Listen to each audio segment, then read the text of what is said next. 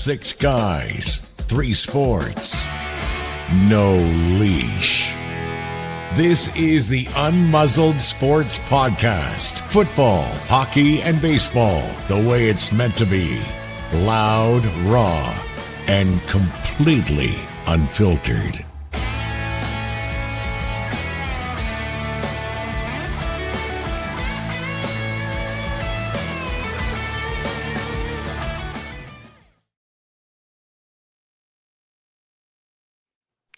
All right, look at these two good-looking guys along with me. I'm Gary Ray with Brian Hawley and Ian Shank. This is the Unmuzzled Sports Podcast coming to you. We're taping it on Monday night. Game 7. Jays Mariners haven't played yet, so we're hoping here. I'm down here at the Rogers Center, but we're hoping that they don't blow it in Game 7, but they're not going to blow it. There's 40 million people that they got to please. So the Jays hopefully will win tonight. We'll know Wednesday when this is released, obviously, how everything played out. But how are you two guys? Good, man. Good, Razor. Yeah, happy to be here. Looking forward to that game tonight. I'm good. And you know what? Everyone loves a Game 7. Best thing in sports, boys. 2 best words, Game 7. Doesn't even really need to be your team playing. Exactly. You're going to watch anyway, right? It's Game 7. It's just the coolest thing ever, where every pitch, every at-bat, every out, every play, everything matters. Every decision, you know, it's just going to be cool. I'm going to be sitting on my couch, freaking out, and, you know, telling anyone in the room who will listen, including the cat, that I know more than Schneider, and I'm going to tell him how to manage this game. Well, you know, we won't get into a whole synopsis of it, but let's start with Schneider. Game 5, they had a chance to come home up 3-2. You've got a 2-1 lead going into the bottom of the 8th inning. And I just got to start and say, like, people have short memories. If you would have said to any Blue Jay fan after last Monday's game, when they're down 2-0, flying out to Seattle for the next 3, if they had a chance to come home down 3-2, they would have taken that in a heartbeat. Now they've since tied it 3-3, so it's Game 7 tonight. But I remember just a week ago, and you guys do too, when everyone was counting them dead for roadkill, and then all of a sudden they win Game 3, and then they win Game 4. And then they get into Game 5 where they had a chance to come home up 3-2. But then Schneider did a real head scratcher and decided to go with metrics and brought in Little. And like the wheels obviously came off the cart there. But what do you two guys have to say about Schneider doing that? Well, Razor, like, I was watching the game with you at the Warriors game, and we kept saying there's no way he's bringing Little in. Like, you can't be this stupid, can you? But I'm going to go the other way. Let's look at the offensive thing. The Jays had bases loaded twice in that game. Vladdy struck out, and then Ernie Clement did a swinging bunt. So both times they could have easily got 1 or 2 runs in, which we probably wouldn't be talking about the Little situation right now. Fair enough. We had about 6 or 8 people crowded around us all at the Alden Arena, all watching my phone as the Warriors and LaSalle were playing. But what did you see? You said the word head scratcher, and what was scratching my head was I thought that Dominguez was unavailable or injured or what have you, and that's why you would bring Little in. But then when I'm thinking about it, and he's still in there, and you know, I tell you what about Little, you know, he's got the best stuff of any of their lefties. His curveball is fall off the table, Steve Carlton, nasty, but he can't throw it for a strike. So I'm not sure he's the best lefty to go there. So every scenario that I come up with as to why you would make a pitching change and who to go to gives me a different answer. And this is the head scratcher part, is that I have 3 scenarios that I think are all the right move, and none of them involve Little. If you decide for whatever reason, and I'm not even sure it's metrics or what have you, to spin around Raleigh and Polanco to bat right instead of left, as they've been doing most of the series.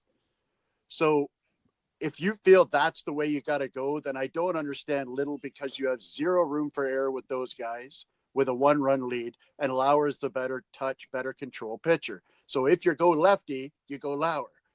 Now, 24 hours prior to that, in game 4, in that very situation, but in an 8-2 game instead of a 2-1 game, he brought in Hoffman to face those same guys. Makes no sense. And he walked it through them. Now, it was 8-2, but still, there's still life in those, veins. They could still come back and win. That's the beauty of baseball. But you said, nope, with an 8-2 lead, I don't care what my lead is. I've got my closer available. Highest leverage situation is in the 8th inning, brings in Hoffman. Okay. If he brought in Hoffman instead of Little, I get that too. So you could bring in Lauer to turn those guys around, and you can back that decision up. You could bring in your closer like you did in game 4, who was successful. You could back that up. Or you could bring in the guy that you traded for to pitch 8 innings of 1-run ball games. Jimmy Garcia goes down. Their setup guy, he's done for the year. So you need another setup guy. And they go out and they get great trade. They pick up Dominguez. Sir Anthony Dominguez, he's been a closer. He was good with the Phillies. He's been good all over the place. Yeah. Great pickup. And you've been using him. You've been humping him all late season long in the 8th inning, setting up for Hoffman. In game 4, you used Dominguez in the second highest leverage spot to come in the 9th of an 8-2 game. So the guy that you picked up to replace for the 8th inning, you could have used him too and backed up that logic. So there's 3 different guys, 3 different scenarios. All 3 are good decisions. And then somebody goes, well, let's bring in Little, who can't throw his curveball for a strike. So he's locked in throwing fastballs to the guy who hit the most home runs in the entire world. Who's a switch hitter, which was more power from the right side than he does the left. So you lock in a guy who can't throw his curveball for a strike, makes him throw a 95 to the guy who is probably 1 or 2 or 3 the most dangerous right-handed hitter on the planet. And I just don't. Whatever happened after that, I don't care. Like, the fact that you brought him in to face Raleigh, and he served up the bomb right away before you could even say, "What the hell's Little doing in there?" It's 2-2. There, I'm done. They should have brought Little in the night before. And now with this rule where you got to face 3 batters, that killed the Jays, because you give up the home run. It's like, why would you to face those guys? Yeah. Why wouldn't you bring in Little when it's 8-2 and then Hoffman in game 5? This game, to me, now it might have tied up anyway, but this game might not have been necessary after they won last night. What was interesting is that you bring in Little to pitch to the lefties. Well, Raleigh's a switch hitter, so he just goes over to the right side, which, like you said, he's got arguably more power from there. Well, statistically more power. And then you got Polanco, who's a right-hander. He walks him. Who's a switchy. Yeah. Polanco is a switch hitter as well. That's what I love about the Seattle lineup. They moved a Rosarena from 1 to the 5 hole, moved everybody up to put J-Rod in where he should be because he's a 30-30 guy. Right. And then they put in the 2 switchies in behind him. And that's a fantastic lineup. I love the move they made. And then when you get through those guys, then you got Josh Naylor, who he walked as well. So he ends up giving up the home run to Raleigh, walks Polanco and Naylor, and then they bring in Dominguez, which, I guess they're kind of like 1A, 1B closers. You said it already, where they brought in Hoffman in the high leverage situation. Then they were bringing in Dominguez to close it out, and he hits a Rosarena, gets the bases loaded, and then all of a sudden Suarez gets up and boom, hits the grand salami to blow the game wide open. Like it was really head scratching, but and you can't blame Dominguez because he's coming in. Right. Not in a fresh inning. He inherited the bases low. Well, he inherited 2 of the guys. He hit Arezarena with a 98-mile-an-hour fastball. But at the end of the day, 2 of the guys on weren't his fault. But I was telling a couple of buddies the next day, I said, what's hilarious about sports, everybody the following day was all over John Schneider. What an idiot. Why did he do this? Blah, blah, blah. Folks, if he goes and wins game 6, which he did, and then wins tonight, nobody's really going to talk a whole lot about what happened in game 5. But if they lose tonight, people are going to be dissecting everything from game 5 because they could have been coming home up 3-2 and could have closed it out with a win last night in game 6. So it's interesting. People have short memories, and basically sports is a what have you done for me lately? But we got to talk about game 4 when Mad Max was in. Have you ever seen so much theatrics when a manager goes out to the mound and you've got Schneider walking out, unsure what he's going to say or do? And John Boy had it down to a science. I don't know if you guys have seen his lip reading, but he's got Scherzer going, whoa. And Schneider looks at him and he goes, you good? And Max is staring at Schneider. Yeah, I'm good. And then they're just staring at each other for like 3-4 seconds, which seems like an eternity. And then Max goes, let's go. And Schneider doesn't say anything, and he just turns around and walks away. And Ernie Clement, the laughter on his face heading back to third base after the conversation, Scherzer just scolds Schneider for even coming out. Like, dude, I'm not coming out is basically what he told him. But it was just funny because you don't see that too often. And you can just see that respect with Schneider and Scherzer. So it was super cool to see that all transpire at such a big stage. Yeah, it made me think of Billy Martin and Ron Guidry out there in the 70s. Martin trying to get out there and pull him, and Guidry telling him to go sit his ass down on the bench. Yeah, so you don't see that anymore. You used to see it a lot back in the day when guys would go into the 7th and 8th, and there was a mindset with starting pitchers that I finish what I start. And I think we might hear a little bit more on that a little later in the program. But it's been a long time since you see anybody, just bark their way into staying into a ball game.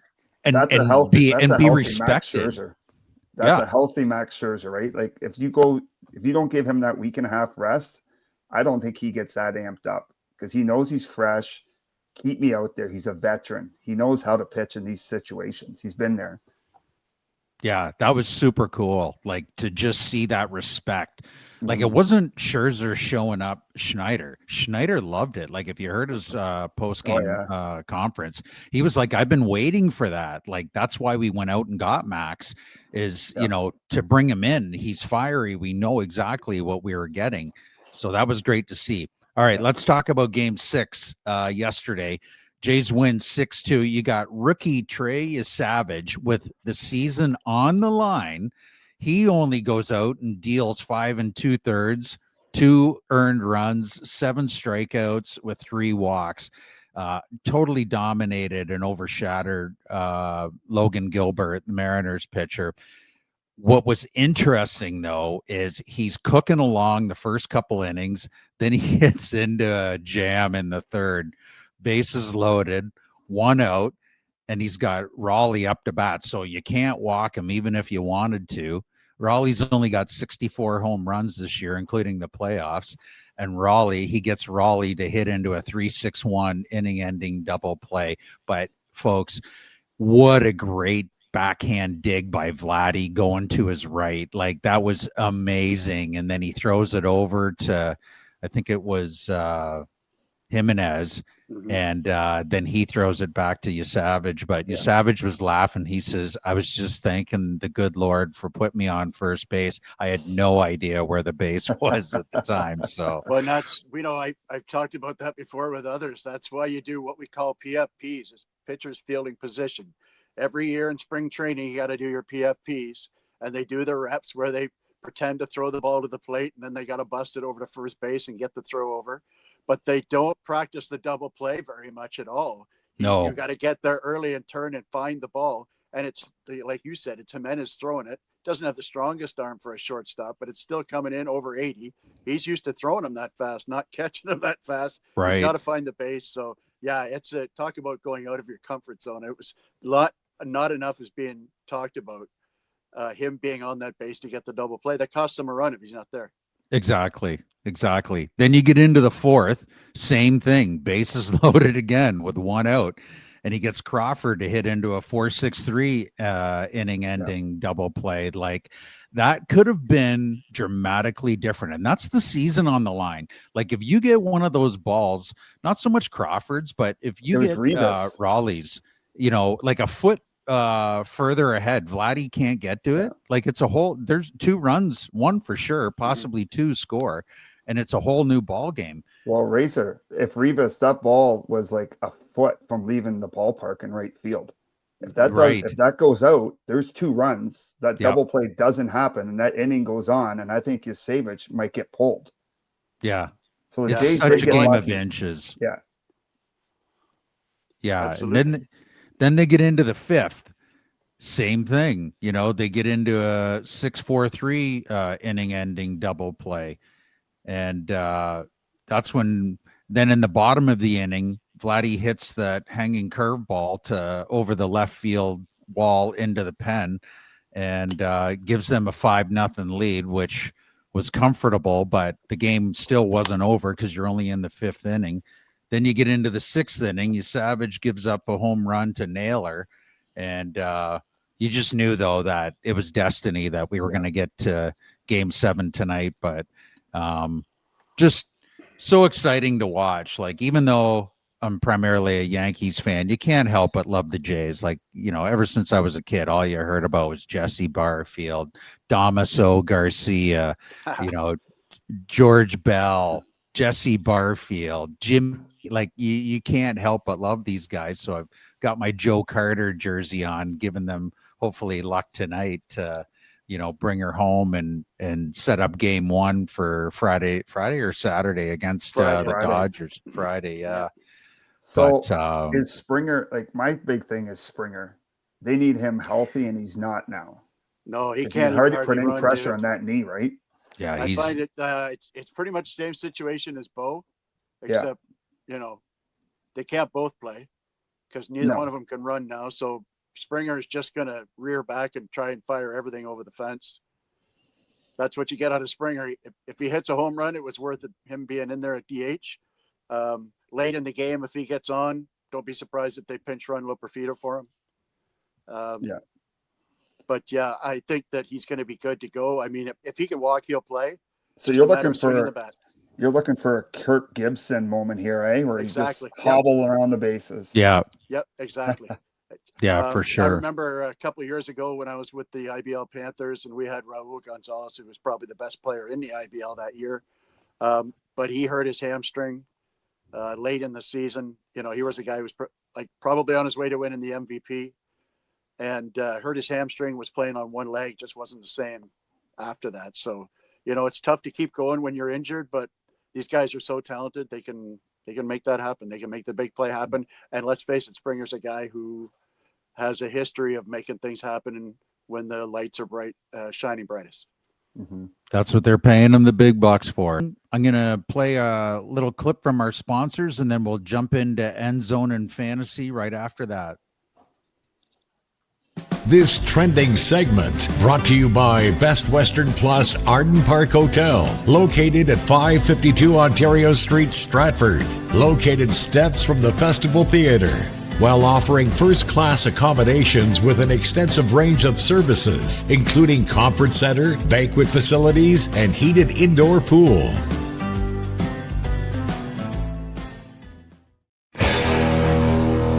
End Zone and Fantasy. Brought to you by TNT Security, Inc., where security meets reliability. Call Todd Schmidt today for a security quote on your concert, dance, sporting, and alcohol event, business, property, or mobile patrol security.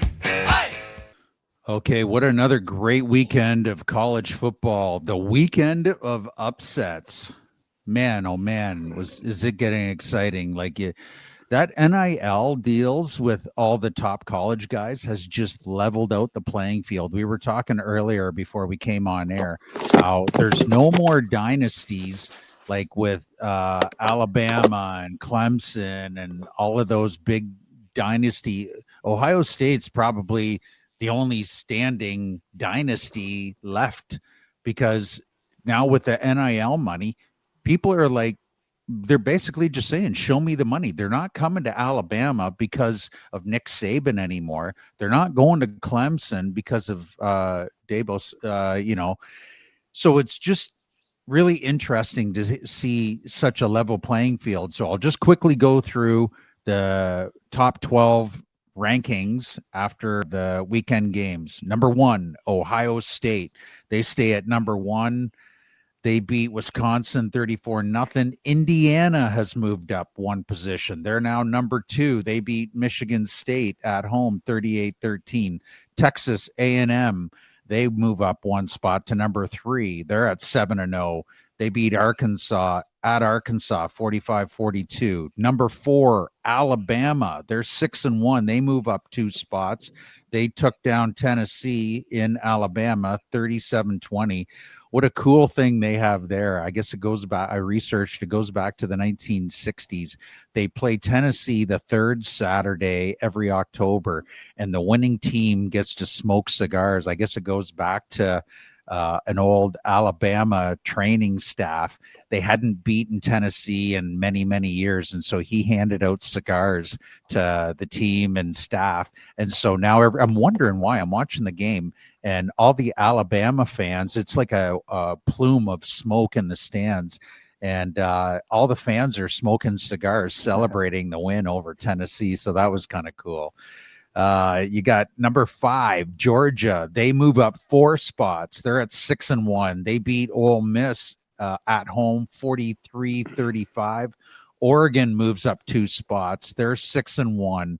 They beat Rutgers at Rutgers 56-10. Number 7, Georgia Tech. They move up 5 spots. They're 7-0.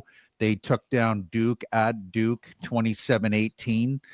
Ole Miss moves down to number 8. They move down 3 spots. They're 6-1. They lost, like I said, at Georgia 43-35.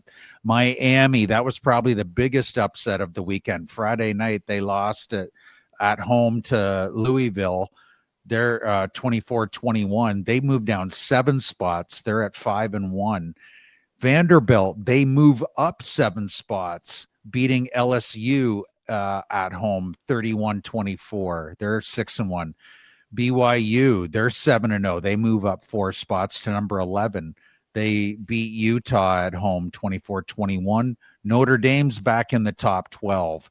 They're at 5-2. They move up 1 spot. They beat USC at home 34-24.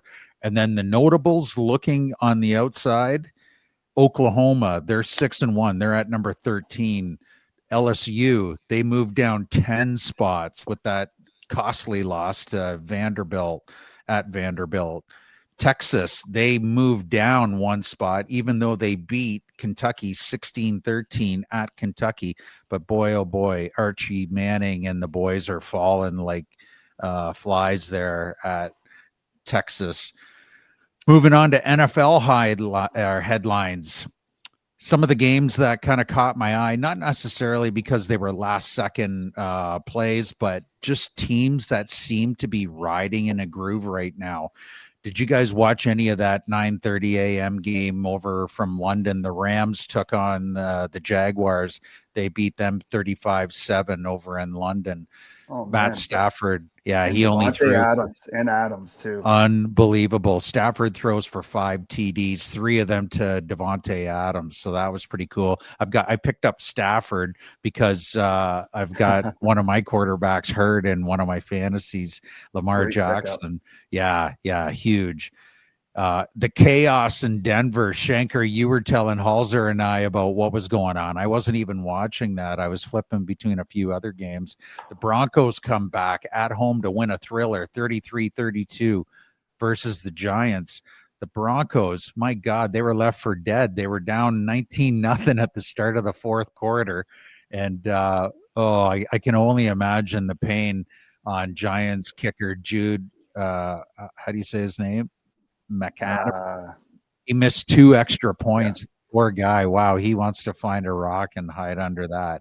Well, the New York fans will find him first. Don't worry. Yeah. The team that everyone should be aware of, and they need no introduction, is the Kansas City Chiefs. They're only at 4-3, but folks, they're putting the league on notice that they're back. They got Rashee Rice back after missing him the first 6 weeks. They're at 4-3. They're third in the AFC West. I don't know if I've ever seen this ever before, where you've got a team. Andy Reid was showing respect to Las Vegas. They were taking kneel downs with over 2 minutes to go in the game. They weren't even at the 2-minute warning. And Andy Reid and Pete Carroll go back a long way.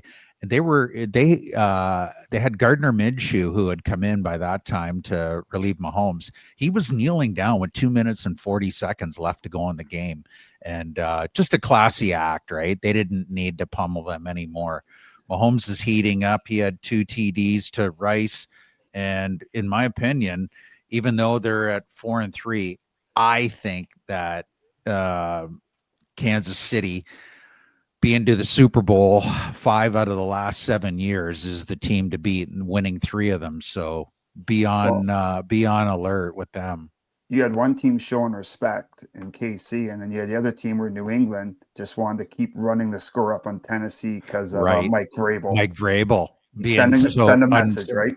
Absolutely. Well, did you hear the fans chanting Vrabel? It was in Tennessee, and they're chanting Vrabel. Like, what a mulligan they'd love to have back, hiring him. But yeah. The other game I wanted to talk about was the Colts win over the Chargers. Not exactly a great game, but the Colts are the best 6-1 team in the NFL. First in the AFC South. They led 23-3 at the half. And they basically put the game away with 2 second half TDs run in by Jonathan Taylor. Indiana Jones, he's alive and well, 23 of 34 with 2 TDs and a 113 QB rating. Halser, you had a good stat about Jonathan Taylor you were saying earlier. What was that one? Yeah, I watched that game, and these guys, I'm telling you, there's 2 stats about them that really jump out. They're number 1 in the league in first down yardage. They're averaging almost 6.5 yards on first down, and on Sunday they averaged 7.5 yards on first down. Seemed like it was 2nd and 2, 2nd and 3 all night long. So when Taylor is running, they throw Jones into an absolutely perfect play action pass situation, even though they're missing Neighbors. That's a hell of an offense they've got going there. Not Neighbors, sorry. Anyways, yes, I did see that game. And Jonathan Taylor now had 3 touchdowns on Sunday. That's the 3rd time this season already that he's had 3 touchdowns. I believe he's the RB2 now behind McCaffrey. Christian McCaffrey. 3 times, man. Yeah. You know, I had the good fortune to have Judkins in covering for Cook on a bye week this week. Oh, nice pickup. You know, I got 3 tutties out of him, and I tell you what, it's generally a week winner when you got a back that goes off because you're talking 27, 28, 30 points. Yeah. From one guy. Crazy. Top 5 fantasy. Anytime you go to the West Coast and win is very impressive because the Colts were missing 3 wide receivers. So that's an impressive team right now. Yeah, they're dangerous. They've got a great running game in Taylor, and then you've got Jones not doing anything spectacular, but he's just circulating the ball to Pittman and all the other guys that are when they're healthy. And that tight end too, Warren, whatever his name is, Tyler Warren, I think it is, had another big night, had another touchdown yesterday. Yeah, he's a top 5 tight end in a barren, position pretty much. There aren't too many good tight ends, and if you got him, you got a real steal there. So they're just running on all cylinders. And I think the most important thing about the Colts is they may have the best offensive line in football. And so not only is Daniel Jones playing well, but he's clean. They're keeping him clean, giving him time to throw, getting him time to go through his progressions. And of course they got the kick-ass running game. So yeah, be afraid, man. I can tell you as a Bills fan, I am worried about that. Absolutely. Team, because when you can run the football like that, it doesn't matter where you play in December and January. You can run the football. whether it's in the snow or in the hot weather, it don't matter. You can run the football. You don't need good weather to do that. And they're a dangerous, dangerous team, man. Well, if the Bills don't sharpen up, it's looking more and more like an Indy KC AFC final. Don't count Josh Allen and the Bills out yet, but they needed a week off to kind of reflect and recalibrate. But I think they'll still be there. All right. Top 5 fantasy performers from week 7. Bo Nix, quarterback for Denver, had 40 points in the comeback win. Christian McCaffrey, 39.1 points in a statement game versus the Falcons. All he did was outrun Bijan and show him up on Sunday night national TV. Jamar Chase came back from the dead. All they needed was Joe Flacco. He put up 38.1 points. Jonathan Taylor, like you've talked about, he's heating up, 34.2 points. And Devontae Smith, geez, I've got him and A.J. Brown in a couple of my fantasies, and I've been debating about trading him. All he did was come up with 33.3 points, and there was still room for A.J. Brown to eat on the weekend, too. He had 28.1 points. Top waiver picks people should be looking at to pick up. Rashad Bateman, he's only on 22% rosters, wide receiver from the Ravens.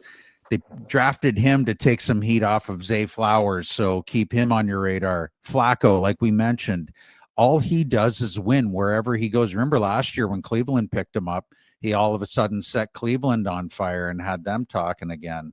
So maybe you might want to keep Joe Flacco in your sights. Kyle Monagai, he's split the backfield with DeAndre Swift. He's only on 7% of Yahoo teams. He saw all third down plays, and he had a TD on Sunday. And then if you got room to stash a guy, Isaiah Davis, running back on the Jets. Breece Hall's all banged up. Isaiah Davis would be a top reserve running back to have. And then last but not least, Bam Knight. You should have picked him up last week when I told you, but he's a running back on Arizona. He's on his bye week this week. He's only 22% rostered, but he's platooning with Michael Carter as the Cardinals running backs. They're all busted up too. Tonight's games on Monday Night Football, you got the Bucs Lions at 7:00. The game's just in the first quarter right now. Yeah. I need Baker Mayfield to keep the dream season going. I got him as my quarterback in 2 of my 4 fantasy pools. And then tonight's, you got the Texans at the Seahawks. It's basically the only reason you want to watch that is for fantasy purposes. Nobody's staying up to watch the Houston Texans this year. So 2 good defenses. Lions are up 7-0. Goff to Brown for a 27-yard touchdown. Oh, and if you get a chance, it'll be a little bit later when you see this and the game will be over. But if you get a chance, try and catch Jahmyr Gibbs channeling his inner Barry Sanders on a screenplay. He busted the ankles of 2 defenders and ran off a 30-yard pass. It was pretty impressive. You want to check that one out. Nice. All right. Well, that's it for End Zone and Fantasy. We got Jason Clark waiting in the queue. Let's go and have Buzzin' with Clarko. Buzzin' with Clarko, a weekly roundup of the Stratford Warriors with Jason Clark. Brought to you by Nick Hishin of Indy Mortgage, the independent mortgage company serving customers from coast to coast with access to well over 50 lending options available. Give Nick a call as he works for you, not the banks. FISRA license number 12403. All right, we've got Jason Clark, Director of Hockey Ops with the Stratford Warriors with us. Clarky, welcome back to the show. Hey, gents. How are you this week? Good. Still in there doing laundry in the junior room, are you? Hey, it never ends. Never ends. We're working on Schmitty, but... That's right. Well, good luck with him. Thanks. He's one of those guys where he just wants to be given some duties and fly under the radar. I was talking to him. I said, "You're not doing the executive stuff anymore." And he goes, "Razor," he says, "I'm just best to be given a few jobs and come down with the dog and do laundry and stay out of people's hair." So love it. At least he knows what he likes. So you know what? It's a perfect marriage. And all kidding aside, we're really, really lucky with our whole staff, equipment, and trainer wise here. Everyone does a great job, and Smitty's fit right in. And with his 7 Saturdays a week now, with his work schedule, it works out really well to have the room turned over, and for our guys that show up at 3 and 4 o'clock in the afternoon to get going at night, everything's ready for them. So it's been a great find for us.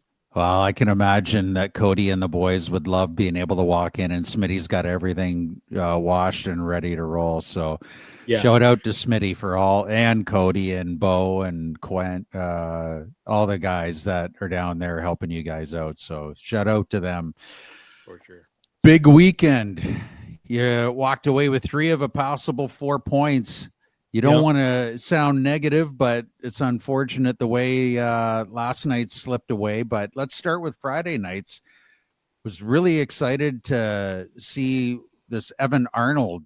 Was hearing about him, your newest pickup from Victory Honda U18 AAA in Michigan. And then I read as well that he had 5 games with the Jersey Hitmen. How did you guys stumble across him, Clarkie? Yeah, actually, Evan was a guy that our head coach, Dave Williams, had targeted early in the year. He played last year with Victory Honda with McEwen Haylock, a player that we have here with us. And we tried to get Evan here at our spring camp in May. However, he signed in the NCDC with the Jersey Hitmen. And that's where he started the season. Things unfortunately didn't work out there. Fortunately for us, though, he reconnected with us, and we were able to bring him in, and he skated Wednesday night. And we were able to turn him around paperwork-wise to get him in the lineup Friday night. And what a better way to jump in with a new team and chip in with a couple goals your first night to really cement him in with the group and feel comfortable with our guys here. Well, I thought it was great how the boys all let him go out for his rookie lap, and that was hilarious. So he goes out there, does a couple of laps, and then the teammates joined him. But what a great way to start. Obviously, he was nervous, and there was a 2-on-1 that he came down with. I think it was with, what was it, Wild Fong, or I forget who he was coming down with, but he kind of bobbled that a little bit. I think it was just nerves. And then like about 10 or 15 seconds after that, he gets his own rebound and was able to get a goal. So that kind of got the monkey off his back. But you had Noah Bender. He's another guy who just has quietly gone about his business, hasn't had to play spectacular, but he just looks so confident in net. Like he just must instill confidence in you guys, Clarkie. Yeah, I think so. I think, we talked about him a bit last week or probably the week before, and how, I think I mentioned that he just looks really comfortable and things look easy to him. And, the guys really play well in front of him. And I think it's caught on with our group. That the guys do feel comfortable playing in front of him. And when we do have a breakdown, Noah's back there to make a good save. And, in saying that, we haven't seen Gage at home in a couple of weeks here. He played against Listowel the last time at home, but I would say he's made great strides at practice as well as a really young goaltender. If you look at his stats, Gage is still a 15-year-old until the middle of December, right? So, nobody better to learn from than Noah, who's kind of been through it all here at a young age of 19 years old, right? He's had a lot of great experiences, and so he's been great for the club, really calming when he's on the ice, and also great off the ice for the rest of our players. Yeah, that's all you can ask for. On Friday, Bender made every save in that first period look so easy. If it wasn't for him, that could have been 5-4 LaSalle after that period. Like he was square to every shot. He just made every save look so easy. Yeah, it's really comforting to see that and to have that in the back end. Guys can take a little more risk when that's behind you as well. And it's been a great benefit to have him here. It's been a really nice find for us. The score, like you said, Shanker, really doesn't reflect it. You guys beat LaSalle 7-1. Bender stops 25 of 26. But, like Shanker said, if he doesn't make those saves, now we say that he makes it look easy, but folks, a lot of them aren't. A lot of it's through traffic, a bang, bang play, moving side to side. Like it looks easy, but trust me, it's not as easy as it looks. And just when you're that big, like 6'4", Yeah. the kid just covers so much, and it's got to be frustrating for LaSalle that they were getting a few quality shots and looks and couldn't get it by him.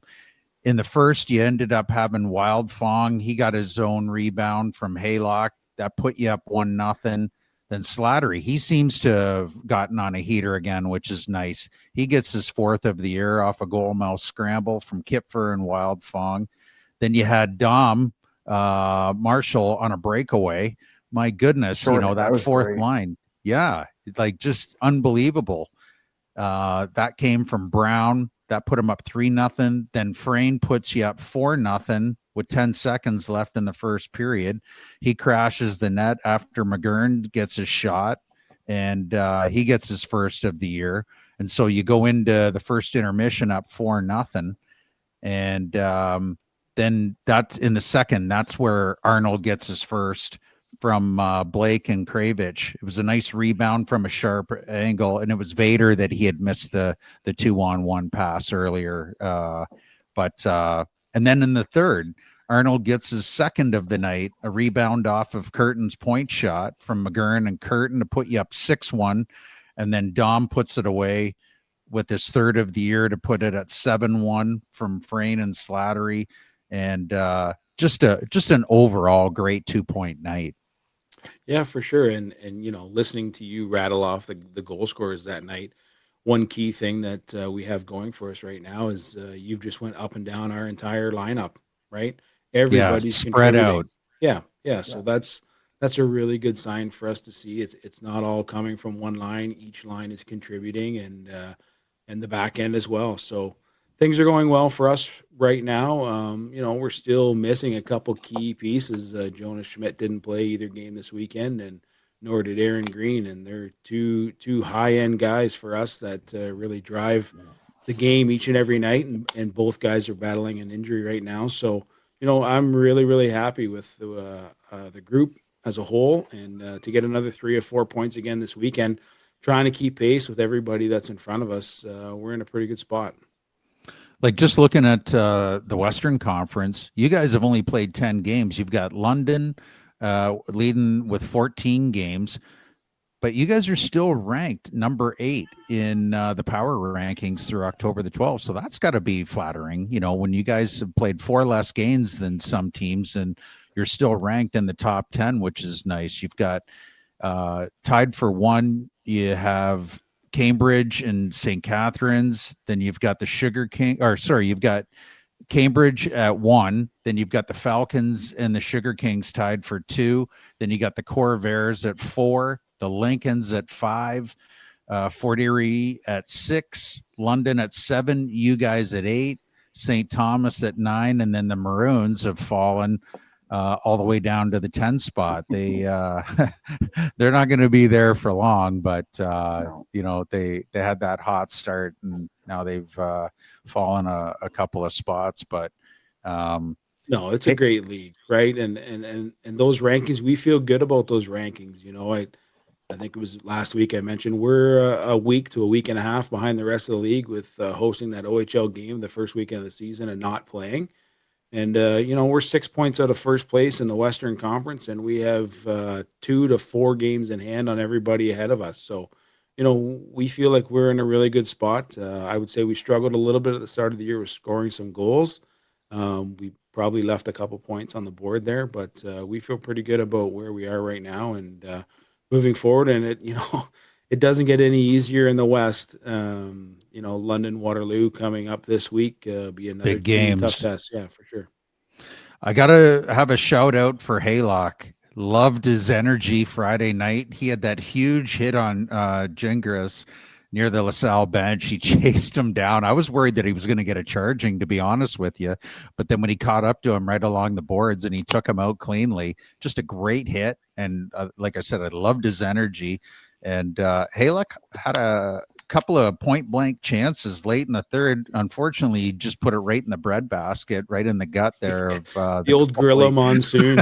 Yeah, right in the bread basket he got him. But yeah, he's starting to get opportunities. I think he's feeling a little more comfortable as time ticks on here. Moving to a different country, playing hockey with a bunch of guys he doesn't know, and possibly Evan Arnold coming in is going to make him a little more comfortable having a real buddy in the dressing room, and hopefully that helps Evan as well. Although Evan's off to a great start on the score sheet, for unbelievable. Sure. But two things I like from both those guys. Haylock he's a big body, and I thought that was the best game I've seen him play so far this year. Friday night, he had a lot of energy, he was kept his feet moving. Ran into a few bodies, and Evan as well. Besides the 2 goals, what I like probably most about his game is he continued to run into people shift after shift. So a physical guy that can chip in on the scoreboard is an asset anytime you can add that. Absolutely. Going into Sunday night's game, you guys traveled down to St. Thomas. Unfortunately, you guys had to miss, unless you were watching it on your phones, game 6 of the ALCS. But you guys go down to St. Thomas. You end up losing in a shootout. Bender played again, stops 29 of 32.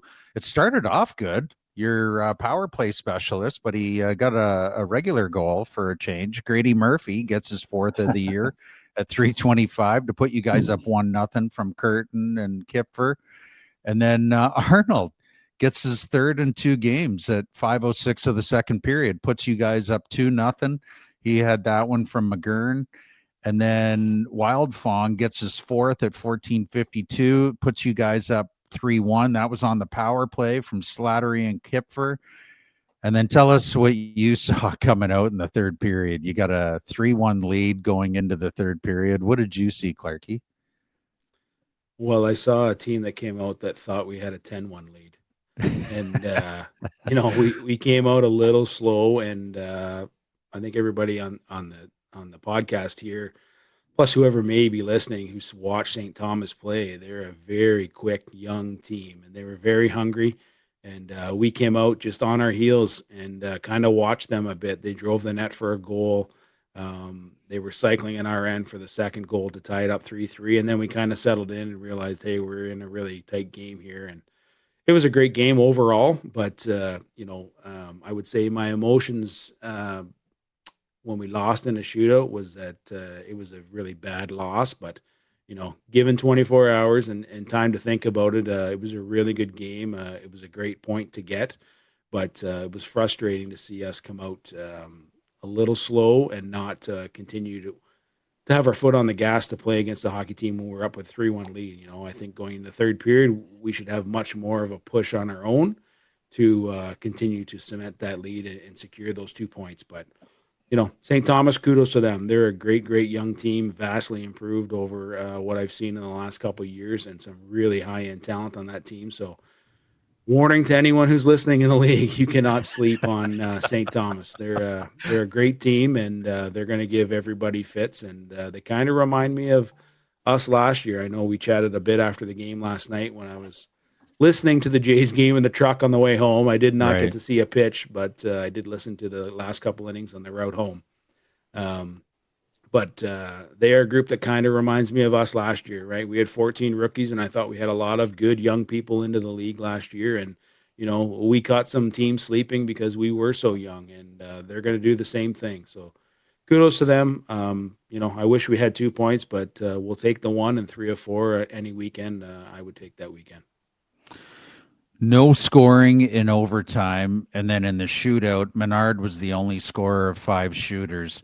Like you said, 3 of 4 points, not a bad weekend. If you would have asked yourself if you would have been happy on Friday afternoon, if you would have found out you're going to take 3 of 4, you'd take that all day long. But they'll learn from that. And like you said, realize that they got to push even harder especially when they're in the visiting rink going into the third period with a 2-goal lead. So upcoming games, Friday at home to London Nationals. That'll be a good test.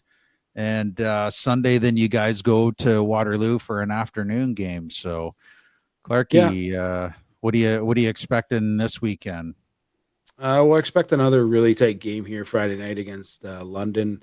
Our guys should have a bad taste in their mouth from opening night. We started in London and we outshot them. I think we played really well, but we came out with the loss and no points. And then, game 2 was our home opener here, and we lost in overtime to Waterloo, who I think we played really good that night as well. But, we gave up a couple goals that maybe we didn't like, and we lost that one in overtime. So, I expect 2 really good games this weekend. They're 2 vastly different games. At home Friday night, it'll be a tight checking game in the Almond Arena, and then Sunday's like playing on the Avon River down in Waterloo, right? The Olympic ice, and completely different game. So, our guys, it'll be important that they adjust really quickly on Sunday afternoon in Waterloo. It's always an early start, but we do have Saturday off, and I expect 2 really good games. And, if we can mirror what we did this weekend and come away with 3 or 4 points, that would be another great weekend for us.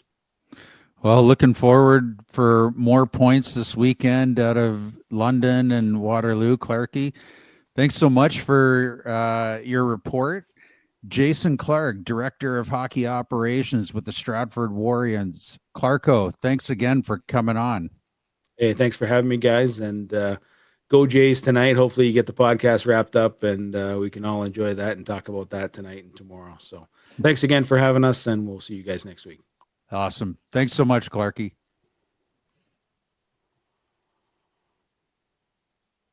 Well, it's nice to know Clarkie's still adhering to the 24-hour rule. Because, after the thing. That's his online training. Online training.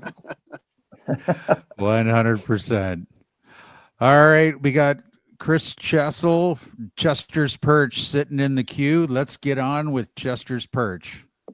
You can't put a price on a good time. Chester's Perch, the Lincoln's Report, brought to you by the Boathouse Stratford, located at 30 York Street. Come see us down at the Avon River for pedal boats, kayaks, canoes, Juliet boat tours, and bike rentals. Enjoy great food and ice cream at the Riverside Patio Restaurant. Pet friendly and operated by the Her family since 1965.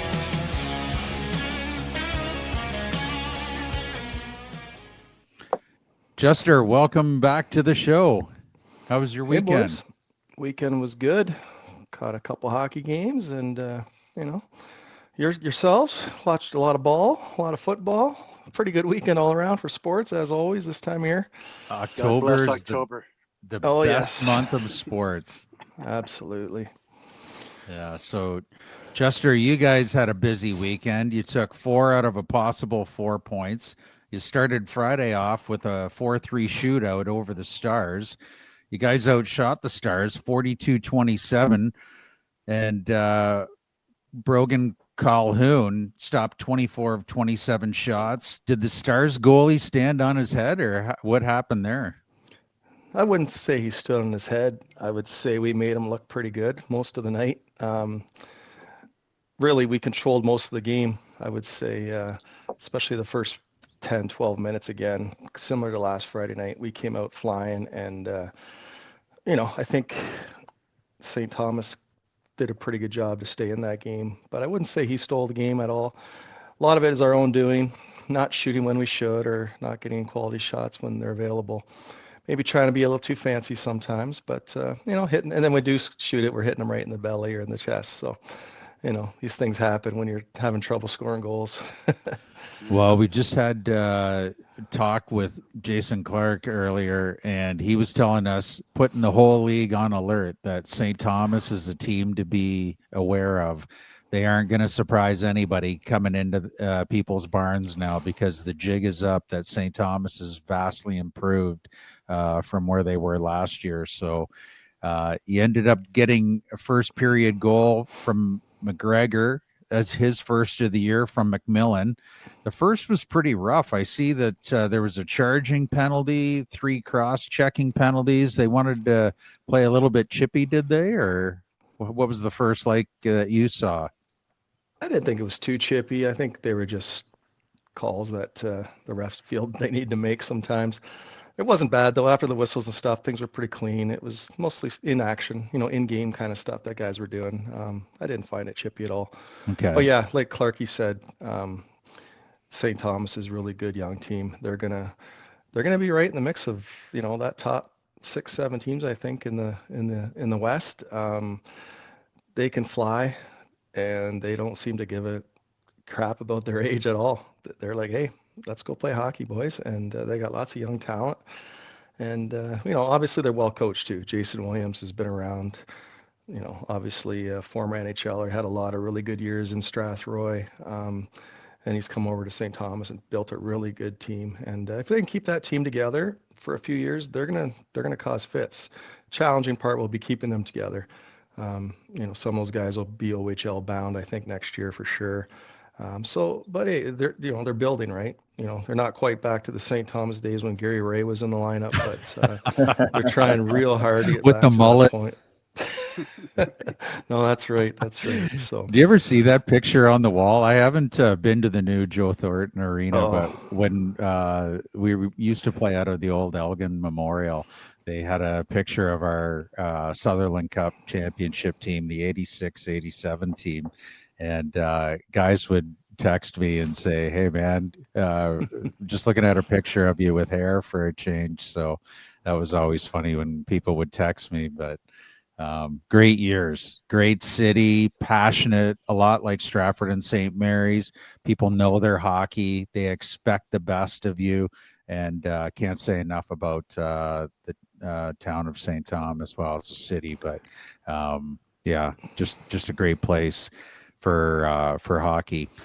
The second period, you guys had a couple of power play goals. McQueen Spence put you guys up 2-1. He got his 4th of the year from Vortman and McDougall. And then McQueen Spence did it again, putting you guys up 3-2 again on the power play, getting his 5th of the year from Moore and Vortman. And OT, there was no scoring. But in the shootout, Lincoln Moore wins it with the goal on your second shot, and St. Thomas missed on their first couple. So that ended up giving you guys the 2 points there. The St. Thomas goalie, Dylan Durno, is that the 16-year-old that you were talking about, Halser?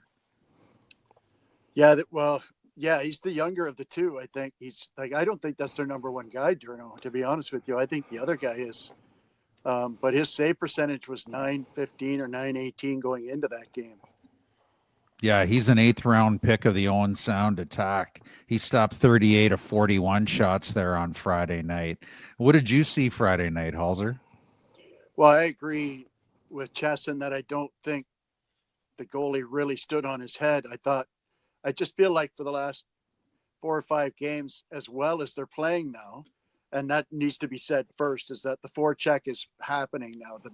They look like the St. Mary's Lincolns coached by Bradley, but they're not finishing. And it reminds me of a couple of years ago when they had a similar problem first half of the year. They were dominating possession. They were dominating offensive zone time. They were dominating the shot clock, but they were winning 4-2 and 3-1. So once they got going, though, they end up winning the Western Conference. So what I'm seeing right now is a team that is now getting their chances. And I think every hockey coach would say the same thing. I'm only worried if we're not getting chances. Eventually, they'll start going in. St. Thomas, as much as I love them like the other fellas do, little weak on the back end with giveaways. There were, it reminded me of an old line that I used back on the Chirpers, that they were giving away like after eights at a dinner party. So anyhow, that's so they're going to be a good team, but they weren't ready for a team that is as accomplished as the Lincolns are right now. And I think they've got their swagger back, and eventually they're going to start scoring. And so I'm actually excited because both Perth County teams look like they're ready to go on a nice little heater here. St. Thomas looks like they have those 2 young kids, Miles Dunn and Cade Kinnear. Kinnear, top 2. Well, Dunn is the 16-year-old kid who he can fly, dude. Up front, they're really good. That D Galik or Le Galik or whatever his name, number 10, I think he's their second leading scorer. He didn't do a whole lot, but man, he laid out a couple of nice passes to guys for scoring opportunities. So I agree. They are going to be a real tough team. And come playoff time, when, like Stratford, when all the newness wears off for this young team and they start getting some moxie, bring up their pace of play from the back end, move the puck a bit quicker in the back end, I think they're going to be a real headache for somebody in the playoffs this year. Yeah, and then Saturday, Chester, you guys go into Kamoka. You come out with a 2-0 win. Rookie Von Barr stopped 23 of 23 for his shutout. You ended up getting 1-0 lead there in the second. Colebrook had his fourth unassisted on the power play at 14:01. And then in the third, Clark had his fifth of the year from Moore and McDougall at 7:47. You guys are 5-0 in your last 5 games, and you're ranked 5th in the October 12th power rankings. That's got to feel pretty good. The teams ahead of you are the Nationals, Who St. Mary's beat. Yeah, see, you guys beat the Nationals. Elmira, You've got the Corvairs, Elmira, the Falcons, Elmira, and Cambridge. Caledonia, Exactly. who they beat. Right. They lost to St. Catharines. So. Yeah. No, you know what, Razor? I think it's 6 in a row, though, right? 6 wins in a row. Is it 6? Okay. Yep, 6-game winning streak. Nice. Yeah. I can't remember what happened right before that 6-game heater started. You'll have to remind me. To Chatham. They got called out. It was that call out, and the boys have responded, Halser. So he was a little bit nervous calling people out and being on social media, and look at what it's done for the team. So anyone who sees Brian Hawley in a coffee shop in St. Mary's, buy this man a coffee. He deserves it. It's what I do, man. I solve problems.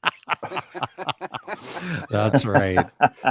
Yeah. What did you see Saturday, Chester? Were you down to the game, or did you just watch it? Nope, I had a commitment here, but Retster did go, but I did watch most of it. Again, very similar to Friday night. We controlled 90% of the play. Kamoka's an improved team as well. They're not quite to the level of St. Thomas, but they're also missing a couple guys out of their lineup due to some suspensions. But overall, we controlled the game. And again, now this was a bit opposite from Friday night, whereas the St. Thomas goalie didn't really steal the game. Brock Lane for Kamoka stood on his head Saturday night, and that game could have easily been a 5-6-7-1, game. Just he played phenomenal. We had shots all over him, and he played fantastic. So yeah, and shout out to, like you mentioned, Von Barr. That was his first career junior shutout. So that's speaking awesome. of 16-year-olds, HS. Yeah, absolutely right. It's hard to believe, but yeah, he's had 4 starts now, I think, and has looked really, really solid. Good on him. That's what you want. This goaltending tandem reminds you a lot of last year's. To be honest with you, they're very reminiscent of the 2 guys they had last year. Maybe not as good as those guys were, but you've got 1 and 1A that you can feel confident with either one in any game situation. The Barr kid at 16 clearly isn't concerned about who they play. He goes out and gives them a good game. So, Another guy that I saw, I was going to ask you about him, Chess, is that Devin Colebrook. He got a goal Saturday night. I love his motor. What do you think of him? Yeah, I like his game. He's physical. He's thick. He's not afraid to bang, but he's got some speed, and he gets to the dirty spots of the ice. Really good player. I think that was his 4th goal the other night. Yeah. So, you know what? Some of these guys are starting to figure it out, right? And, we could still use a bit more scoring from some of these bottom 2 lines, but, we're chipping away. As long as they're playing the game the right way, I think it'll definitely help this team go a long way. And the big boys keep scoring when they can, great. But yeah, a kid like Colebrook and Declan Reddy and some of these kids not getting, they're getting their 3 or 4 shifts a period. They're making the most of it now, and they're starting to get more ice time. So it's all a building process. You can't panic in September and October, but it's hard sometimes when you're spoiled rotten like we have been the last 4 or 5 seasons, right? Yeah. So. Yeah. Somebody asked me, how are they? I said, well, they're good. I said, they're not as good as last year, but last year they were historically good. Yeah. That's the best regular season any Linkage team has ever had. So you can't really compare them to last year's team. I prefer to compare them to 2 years ago, as I mentioned earlier. They've got a lot of similarities to that team. Now that year they brought in a couple of real studs mid-season that put them over the top. I don't know how necessary that's going to be this year. They look pretty deep. Like to get a little better look at least a half dozen or 7 of those guys that are coming along nicely, like you said. Yeah. We got another good month here. We got a couple big games coming up in the next 3-4 weeks. So, it'll be, again, another measuring tape situation. So, yeah, Friday you got Strathroy coming into town. And then Saturday, you guys go down to London. So London's got a couple of big games. They're in Stratford Friday night and then at home to you guys on Saturday. So that's going to be interesting to see what happens. We're all kind of waiting for December when Stratford and St. Mary's play their first game. I think it's like the second week of December, but that's going to be interesting.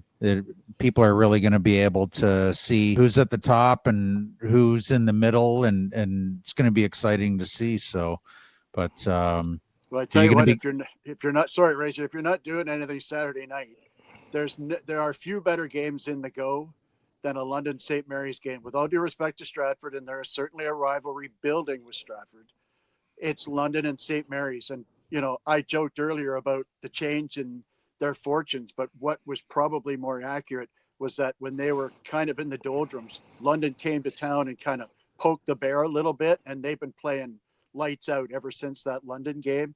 Nothing like a real rivalry to bring you out of the doldrums. So those are great games. London loves to push the pace. St. Mary's loves to puck pressure in every zone. When those two teams get going, they say, let's go up tempo. And the other team goes, sure. And off they go. It's like a track meet. Really is good hockey to watch. Yeah. And it's fun when the St. Mary's crowd travels pretty well to London on Saturday nights. There'll be at least as many Linkage fans as National fans. Well, we'll probably double them up this time of year. I was trying to be nice, Come on. Well, it'll be game 2 of the World Series. Have you seen their helmets? Their helmets? Come on. We're not going to try and be awful. nice. Disney gave those to them from Tron. They're trying to I don't know if that copy was the a one-night thing or a one-weekend thing, or if that was a trial, or if they got shipped the wrong color. But we'll see what they show up with next Saturday night. Love it. Jester, thanks so much for coming on. Chris Chessel, Chester's Perch, St. Mary's Lincoln's recap. Good luck this weekend, Chester, and look forward to talking to you next week. All right, boys. Enjoy the night. Should be an exciting one, and we'll see you next week. Take care, guys. All right. Go Jays. Yeah, Chester. Chew on that with Graffer. Brought to you by Work Pub and Eatery. Get a taste of tradition and charm in our family-run pub. From hearty dishes to cold drinks, we've got everything to make your visit memorable. Located at 75 Wellington Street, Stratford.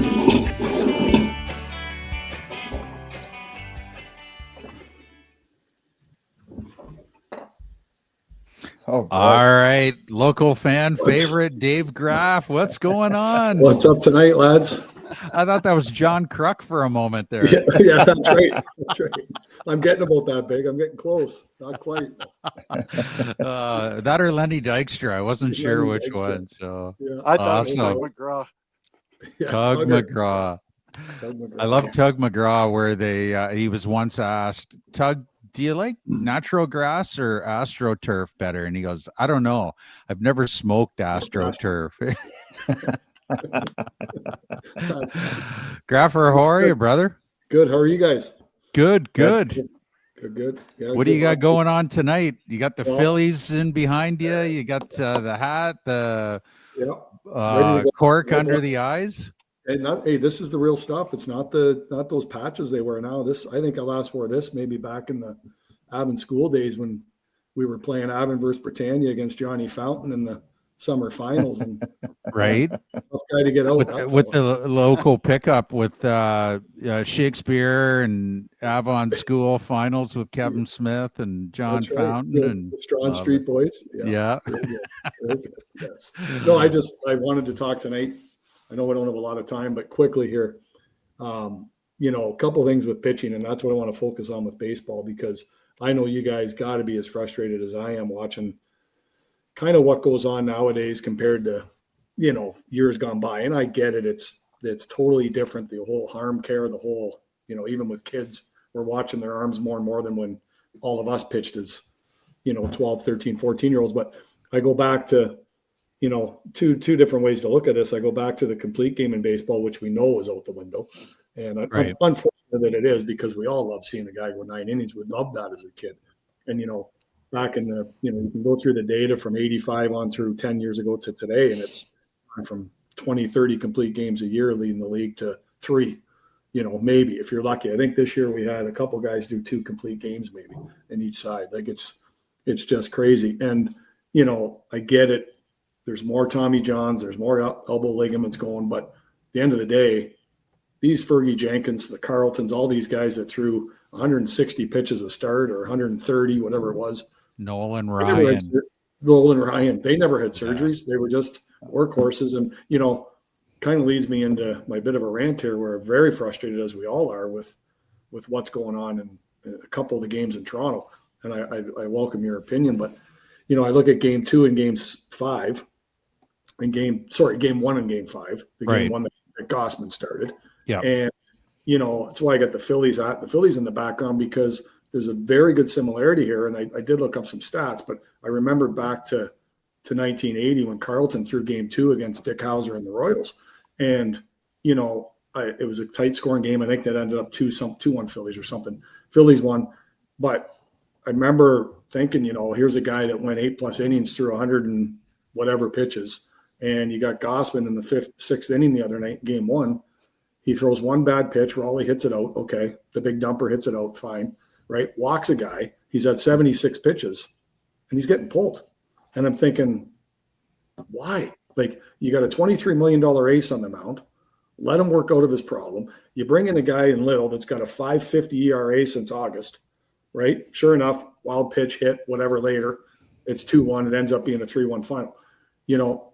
I go back to the 81. Could you imagine if Dallas Green went out to the mound in the top of the 6th? And ironically, I think Carlton walked a guy and maybe gave up a hit in that 6th, and he was at 70-some pitches. Could you imagine if Dallas Green came out to the mound and Carlton would look at him and say, what in the absolute fuck are you doing out here? Right? Come on. That is exactly what I think he'd say. Right. And I get it. It's 40 years ago, guys. I get it. Times are different. I understand that. But come on, you're paying a Gossman, your ace, $23 million. He's made one bad pitch and walked a guy and a couple base runners in the earlier innings, I know, and you come out and pull him. I just think that game takes a totally different route. Not saying Toronto wins it, but it takes a totally different route to the finish. And then you fast forward to game 5, and we all know what happened there. I mean, you have your horses in the bullpen for a reason. You have your Sir Anthony. I get it. He struggles with strikes sometimes. You have the Cuban down there that they haven't been using. That's fine. You have Varland had already thrown, but you could have brought Hoffman in again like you did game 4 in the 8th. You had lots of options to use your horses. And then one of them said, well, he wanted to get him to the right side of the plate. Well, they were 1 for 7 from the left side for the game. So why do you need to bring in a guy that's got almost a 6 ERA now by this point? Now it's 6 whatever after the debacle in game 5. But guy with an almost 6 ERA you're bringing in with a 2-1 lead. And it's just like we're texting in our group chat saying, well, this game's over. And easy for us to say because we've been struggling. But why are you making that decision? Just, and again, I go back to not just John Schneider, but managers in general that are doing things like that. I get it. There's matchups. Halls, better than any of us on this podcast. There's matchups and you want to play matchups at certain times. That wasn't a matchup thing. Not a matchup thing at all, in my opinion. I mean, you got 2 switch hitters coming out that are 1 for 7 on the night from the left side of the plate. Why bring in a lefty that's got a 5.50 ERA since August? Bring in your hard throwing righty, Sir Anthony. Okay, if he walks a guy or 2, now you got to think and you got to get strategized to get out of it. But we didn't get to that point because what happened with Little. So curious to and again, I go back to, if ifs and buts were candies and nuts, we'd all be happy at Christmas, right? And I'm not saying the Jays, pull out games. They might still lose both of those games. But I don't think there's a game 7 if there's different decisions made in games 1 and 5. Just my opinion, they win one of those games. Obviously, we'll never know. Like I said, ifs and buts were candies and nuts, hey, we'd all have a Schneider's red hot dog and be happy, right? Like Graffer, I know what you're saying. Like it happens every year in the playoffs. In the playoffs, coaches and managers get away from just letting their starters go through their routine, pitch your 6-7 innings. Like, look on the other side of the dime with Seattle. They gave Castillo that early hook in game 4, right? And then game 5, Miller only went 4 innings. He only gave up 1 run, only threw 56 pitches. Exactly. Let him go a couple more innings. Yeah, agreed. Agreed. It bothers me a lot when they don't let their starters pitch 5 or 6 innings when they're cruising. Yeah, no, I agree, Shanker. Halls, what do you think? Well, I agree. I agree with your sentiment for starters. I mean, if anybody watched San Diego in the playoffs against, I think it was the Cubs, they've got really good starting pitching, but they've also got what's deemed to be on paper probably the best bullpen in the major leagues. And they're pulling pitchers with superior records and superior ERAs, superior numbers. They're pulling them after, like you say, it's 60, 70 pitches, getting into the bullpen in the 5th inning, because that's where I want to be. And that's, I can think of my own team. That's my team in reverse, where I'm trying to get my starter. I'm trying to get every ounce, every pitch out of my starter, because I'm kind of old school and my best pitchers are my starters. Some guys don't stretch out, but that's a big problem when you pull a Scanes out of the game. Who are you going to bring in? Yeah, everybody's over on the bench going, woohoo! I don't care what his name is. I don't care if it's Nolan Ryan reincarnated. I'm sick of facing the other guy. Thanks, you're doing me a favor. They did that. Also get it. Yeah, but they did. I think the argument is twofold. When you're talking about a Scanes who's a 24-year-old kid in his 3rd season versus a Gausman who's in his early 30s, been around for a decade at least, knows his body, knows how far he can go, knows that he can get more out of his body than a younger guy can. So that's where I really dial in with you, Graffer. It's like, I thought in game 1, it was a shockingly quick hook. I thought he had another 4 outs left in him. And those are things that, pay off in the end of the series when you've got that overtaxed bullpen going into game 7. Like last night, happy they won. I'm not sure I'd have done it any differently than he did, but he used Varland for 2 innings and he used Hoffman for 2 innings. How much gas is left in those tanks? Because do you really think Beaver's pitching 7 innings tonight? Who's coming out of the pen first, if not Max Scherzer? If Beaver gets through 6, perfect. Yeah. But Halls, I go back to what you just said. You kind of nailed it there. Like, for sure, you leave Gausman and you mentioned San Diego's bullpen is shut down. That's great. Toronto's bullpen since August has an ERA of 4.5 or whatever it is. And again, I'm not saying they're a poor bullpen, because they've shown, even during that stretch, they've shown flashes of being real good and being shut down. But you don't need, I don't care how shut down they are at this point. Your ace is throwing 76 pitches. Let him get himself out of it. And then to your point, Halls, your bullpen is not as taxed going into a game 7. So, yeah, fair. Again, I appreciate that feedback. I ended up doing some research because I thought that was a great point. Like, I kind of forget, the days of Jack Morris throwing 122 pitches over 10 innings. Could you imagine that today? A manager leaving in one pitcher for 10 innings in a game. Now, that was like the absolute last game of the year, game 7 of the World Series, 91 World Series. He's pitching for the Twins versus the Braves. But he throws 122 pitches, and he was like Scherzer, like, I'm not coming out. Like, this is my game, and I'm gonna do it. But I did some research, and it was interesting. Some of the things that I found: a pitcher's effectiveness drops sharply by the 3rd time going through the batting order. The batting averages jump 0.5 point to 0.7 points the 3rd time through. Right. Arm health and injury prevention. Pitchers throw harder than ever now, 94 plus versus 88 to 89 miles an hour in the 80s. The higher velocity, obviously, the more stress on your elbow and shoulder.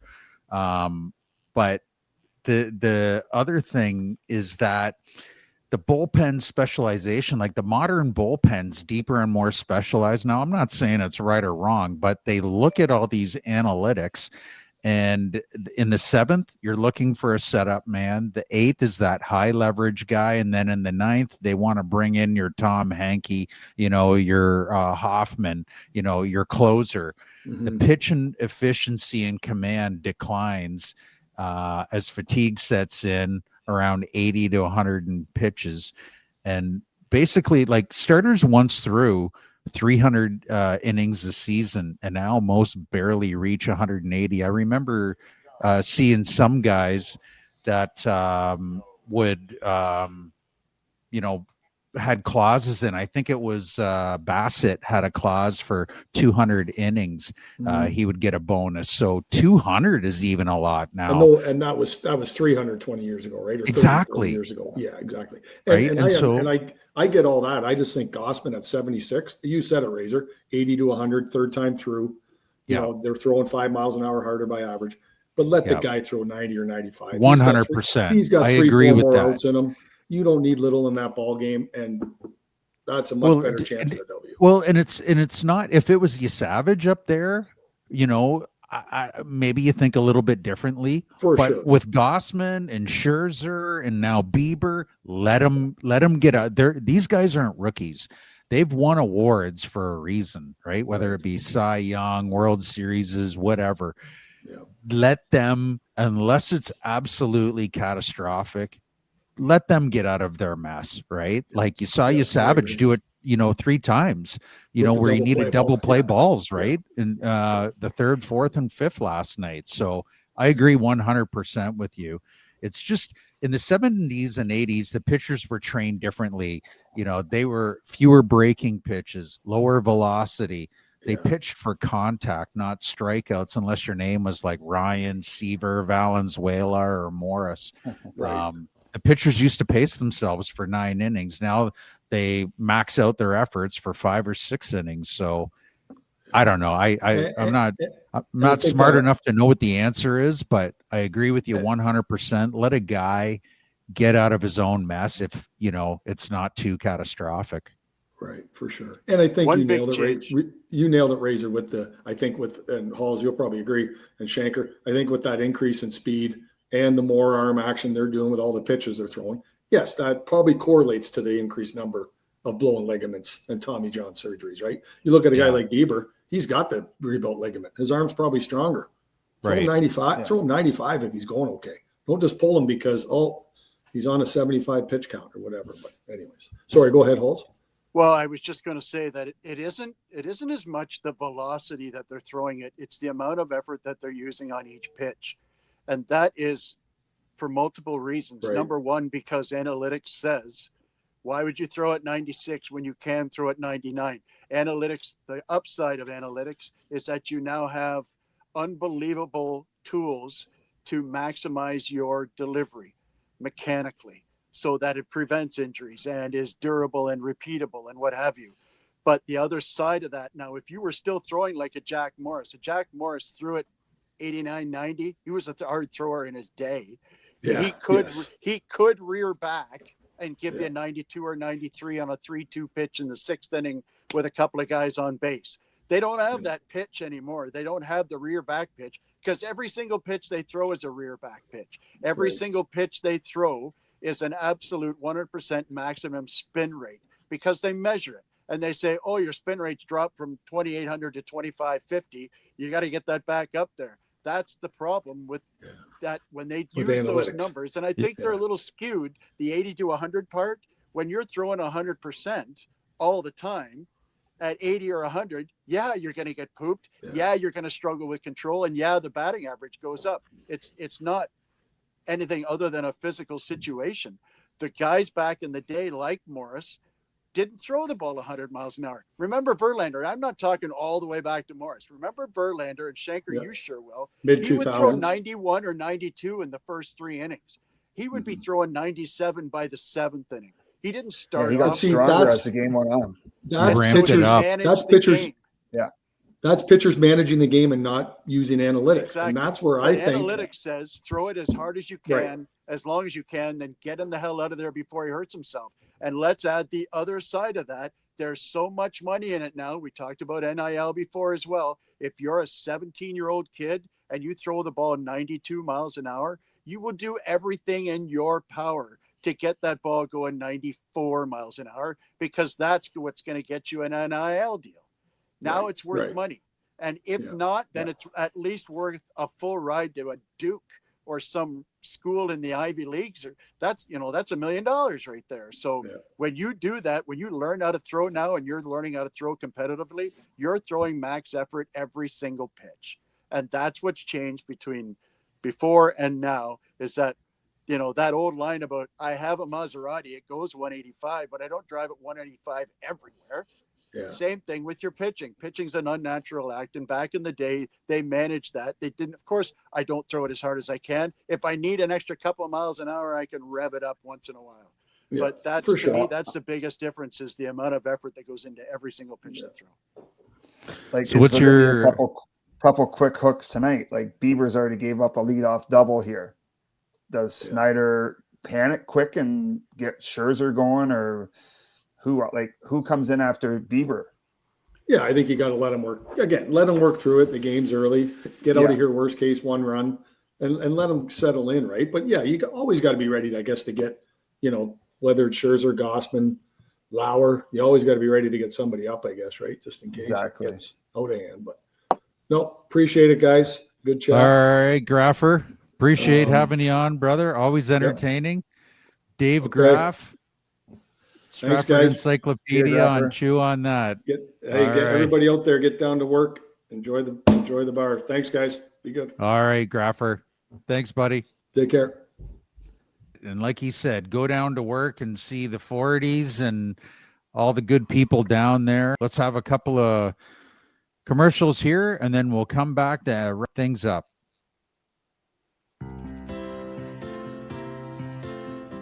Railside Organics, Stratford's first and only Indigenous-owned and operated organic dispensary, located at 29 Monteith Avenue, serving those in need with holistic remedies. Come say hi to Curly and his staff and see why everyone is recommending Railside Organics. Call Bick Heating and Cooling for all your heating, cooling, and plumbing needs. Proud Rude Pro partner. BickHeatCool.com or 226-921-4848. Your home team specialists. Taking care of Stratford and area since 2013. Vreda Veld Painting. Servicing Stratford and surrounding area. With over 20 years of experience to help you with all your painting and decorating needs, on time and on budget.